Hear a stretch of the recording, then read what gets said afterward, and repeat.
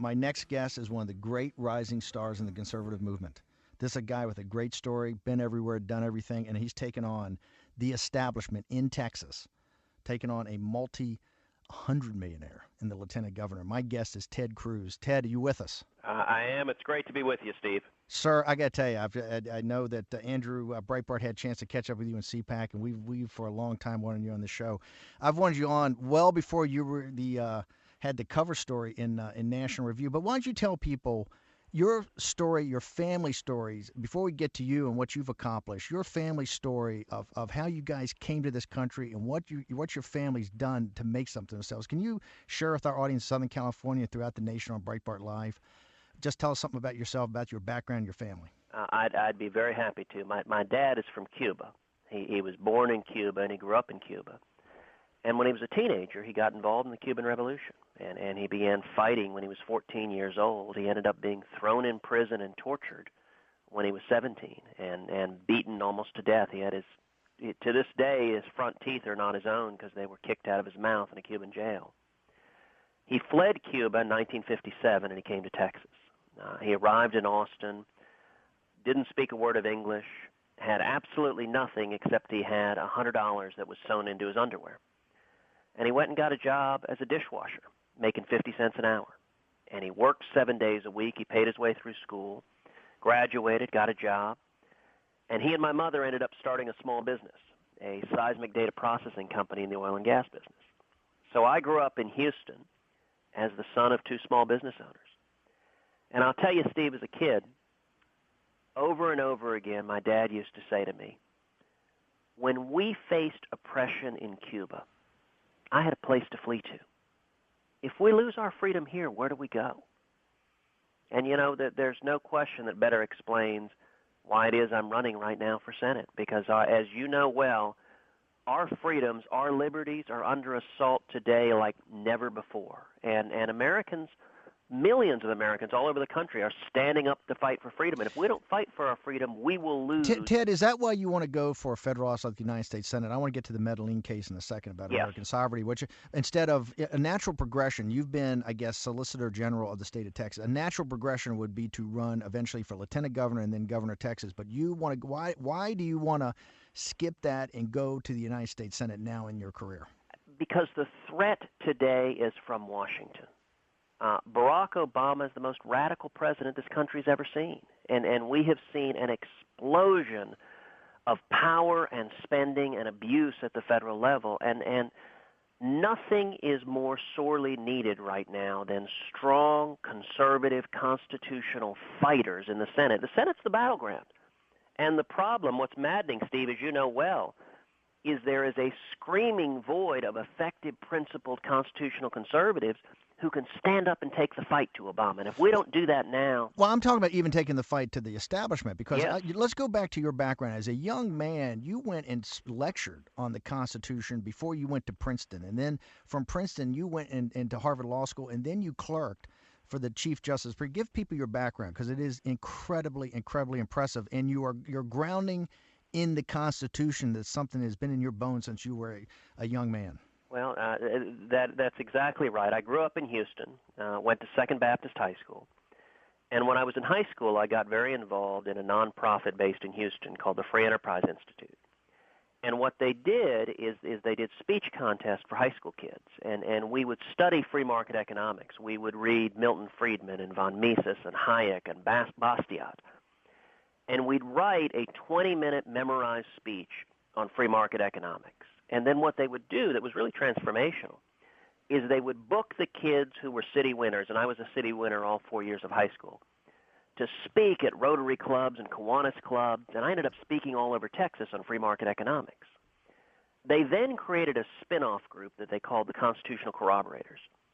And it was 5 high school students. We spent hundreds of hours studying the Constitution, the Federalist Papers, the Anti-Federalist Papers, and we memorized a shortened mnemonic version of the Constitution. And we toured the state giving speeches where we would start the speech. I'd love this story. Tell it, brother. I love this. Well, and it's a great example of the sort of civic education of the founding principles Yes, that make our country great that so many kids are not getting the foundation today. absolutely. That they don't understand the American exceptionalism that makes us, as Reagan put it, a shining city on a hill. But what we used to do is we would go speak at a big Rotary Club, and while you were sitting there having lunch, 5 high school students would set up easels in the front of the room, and we would write the entire Constitution from memory in a short mnemonic form.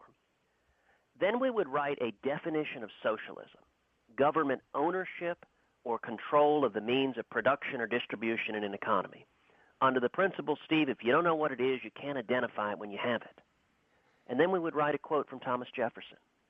If a nation expects to be ignorant and free, it expects what never was and never will be. And I gave in 4 years of high school probably 80 speeches all over Texas on free market economics and the Constitution. It became what I wanted to do in life, is stand and fight to preserve them, particularly being the child of an immigrant who had fled oppression. There was an urgency to it, and that urgency's never been greater than right now. After you went to Harvard Law School, then you clerked for the Chief Justice. And for people who know these things, those are the Harvard Law School, I think, the best. And then the clerk for the Chief Justice is, you're talking about the highest honors coming out of the thing. But then when you were Solicitor, let's talk about this Medellin case. Sure. Because the Bush administration, many of the people in the Republican establishment, many people, even the conservative movement, got this one wrong. You were a fighter. You went way out on the limb. This is something that could have blown you up. Why don't you tell people what you did to protect American sovereignty? Well, absolutely. This case, Medellin versus Texas, was the biggest fight of my tenure as Solicitor General, which, as you know, is the chief lawyer for the state in front of the U.S. Supreme Court. I was serving under and appointed by Greg Abbott, our Attorney General, who I think is the finest Attorney General in the whole country. What happened in Medellin is 2 teenage girls in the early 1990s were tragically gang raped and murdered in Houston. It was really horrific crime. And the case took a very, very strange turn because what happened was the World Court, the judicial arm of the United Nations, issued an order to the United States to reopen the convictions of 51 murderers across the country. It was the first time in history a foreign court has tried to bind the U.S. justice system. Texas stood up and we fought the World Court. I had the honor, I argued this case twice in front of the U.S. Supreme Court. On the other side, we had 90 foreign nations, all of which came in against us. And on the other side, as you know, we had the President of the United States. And unfortunately, this president was George W. Bush. Now, I remain a fan of George W. Bush in many respects, but he received some terrible advice in this instance because what he did is he signed a 2-paragraph order that attempted to order the state courts to obey the World Court. And so Texas stood up. We fought the World Court. We fought the United Nations. We fought 90 foreign nations, and we fought the President of the United States. We defended U.S. sovereignty, and we won 6-3. Amazing. I got to tell you, what that is leadership. Let me ask you, why are you're taking on the sitting lieutenant governor in a Republican primary? This has been nationalized. We just had Jenny Beth Martin on. We had Pat Caddell before that. This race is being looked at as Tea Party or grassroots conservative activists, the Americans for Prosperity, the Club for Growth guys, the Tea Party, versus the Republican establishment. That's right. Is that the way you see this fight in this primary turning out? Look, this is ground zero nationally in the fight between the Tea Party tsunami that swept the country in 2010 and the moderate establishment. As you know, the mainstream media is dying to write the stories. They're already starting to write them, and what they want to write is the Tea Party is dead. They want to say it's back to business as usual. It's back to go along to get along Republicans that don't stand for anything. And in this race, my opponent is the incumbent lieutenant governor. He's a career politician. He's a moderate.